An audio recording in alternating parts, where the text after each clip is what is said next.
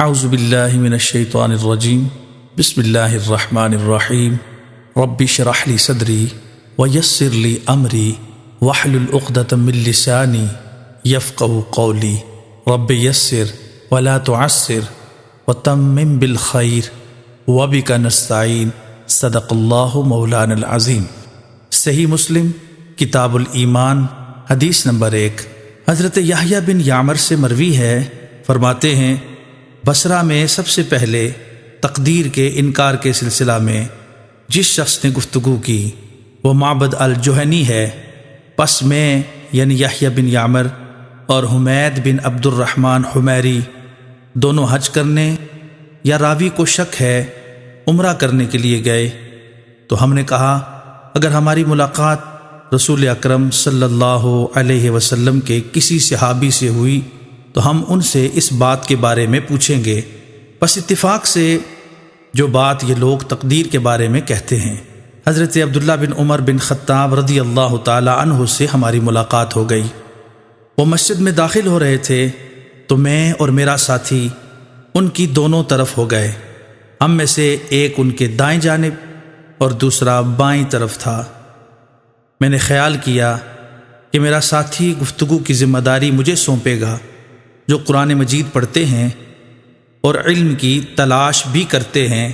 ہماری طرف یعنی ہمارے علاقے میں کچھ ایسے لوگ ظاہر ہوئے ہیں۔ راوی کہتے ہیں انہوں نے ان لوگوں کی شان ذکر کی اور بتایا کہ وہ گمان کرتے ہیں کہ تقدیر کا کوئی وجود نہیں ہے اور معاملہ نئے سرے سے ہے، پہلے سے نہیں لکھا تھا۔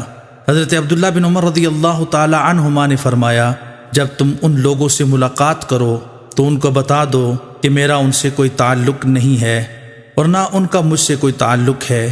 اس ذات کی قسم جس کے نام سے عبداللہ بن عمر قسم کھاتا ہے، اگر ان میں سے کسی ایک کے پاس احد پہاڑ جتنا سونا ہو اور وہ اسے خرچ کرے تو اللہ تعالیٰ اس سے اس وقت تک قبول نہیں کرے گا جب تک وہ تقدیر پر ایمان نہ لائے۔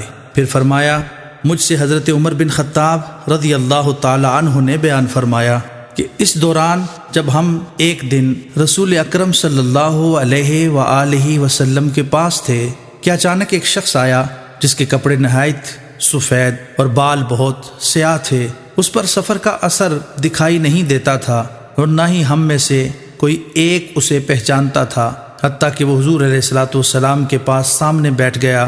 اس نے اپنے گھٹنے آپ کے گھٹنوں سے ملا دیے اور اپنے ہتھیلیوں کو اپنی یا حضور صلی اللہ علیہ وسلم کی رانوں پر رکھ دیا۔ عرض کیا اے محمد صلی اللہ علیہ وسلم مجھے اسلام کے بارے میں بتائیں۔ رسول اکرم صلی اللہ علیہ وسلم نے ارشاد فرمایا اسلام یہ ہے کہ تم یہ گواہی دو کہ اللہ تعالیٰ کے سوا کوئی عبادت کے لائق نہیں ہے اور بے شک حضرت محمد صلی اللہ علیہ وآلہ وسلم اللہ تعالیٰ کے سچے رسول ہیں۔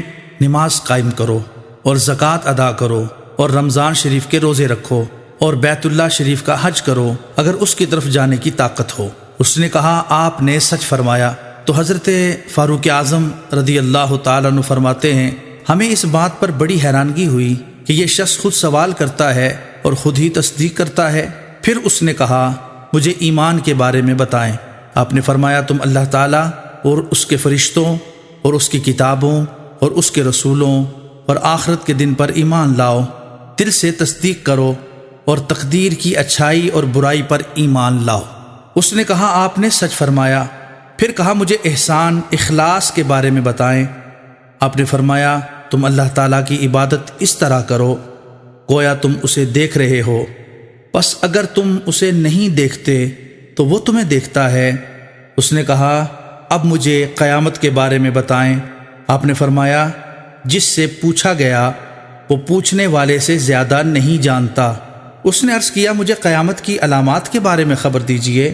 آپ نے فرمایا لونڈی اپنے آقا کو جنم دے گی اور تم ننگے پاؤں ننگے جسم والے محتاج لوگوں اور بکریاں چرانے والوں کو دیکھو گے کہ وہ امارتوں میں ایک دوسرے پر فخر کریں گے۔